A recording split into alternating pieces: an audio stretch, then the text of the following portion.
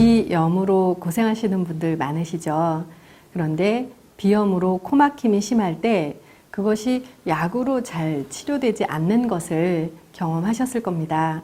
그러면 비염의 경우 약물로 치료되는 경우와 약물로 치료되지 않은 경우를 살펴볼 수가 있는데요. 약으로 치료되는 비염의 영역, 약으로 치료되지 않는 비염의 영역에 대해서 말씀드리고자 합니다. 원래 콧구멍은 이렇게 넓은 상태에서 감기에 걸리면 막혔다가 약을 먹게 되면 콧구멍이 다시 뚫리게 되는 거죠. 그러면 이런 경우는 약물로 효과가 있습니다.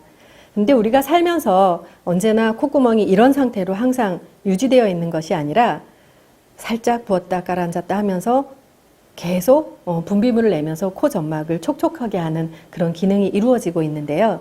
이런 상태에서는 살짝 찬바람이 부었다가도 콧물이 날 때 이렇게 부었다가 가라앉아도 스스로는 코가 막히지 않기 때문에 전혀 불편하지 않게 됩니다. 근데 살면서 코 점막이 부었다가 가라앉고 부었다가 가라앉고 감기에 걸렸다가 가라앉고 하면서 살금살금 이 비점막이 비후해지게 되면 이런 상태에서는 살짝만 부어도 막혔다 뚫렸다가 되게 되면 정말 만성비염이라는 그런 병명을 얻게 되고 코 막힘이 자주 나타나게 돼서 불편해서 이제 이 치료 방법을 찾으러 다니게 되는 거죠.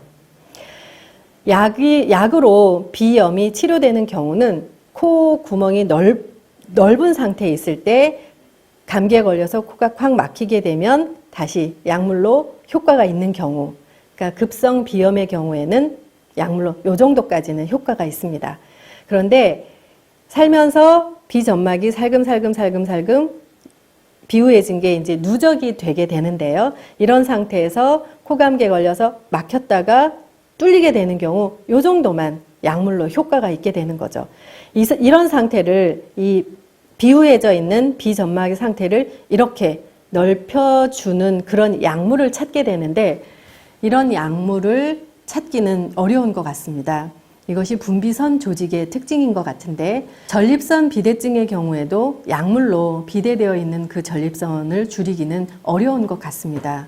또 한 가지 편도선 비대라는 병명이 있는데요. 편도선 비대의 경우에도 약물로 이 커져 있는 편도선의 크기를 획기적으로 줄이는 그런 방법을 만나기는 어려운 거죠.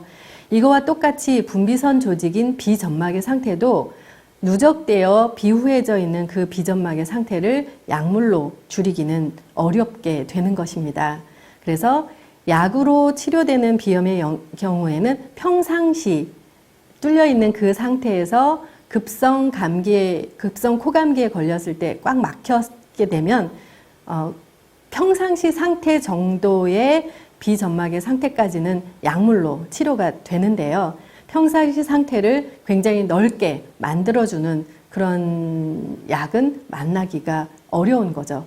그래서 약물로 치료되는 비염의 경우와 약물로 치료되지 않는 비염의 경우를 이렇게 나누어서 생각할 수 있는데 평상시 원래 콧구멍이 이런 상태에서 살금살금 비후해져 있는 이 상태로 만드는 방법은 약물 치료가 되지 않기 때문에 이제 수술이 이루어지게 되는 거죠. 그래서 코숨 한의원에서는 이것을 비수술요법으로 비강 사혈의 방법을 반복적으로 시행하고 또한 이에 맞는 여러 가지 방법을 동원해서 비점막의 부기를 빼내서 비염, 축농증으로 고생하는 것을 근본적으로 해결하고 있습니다.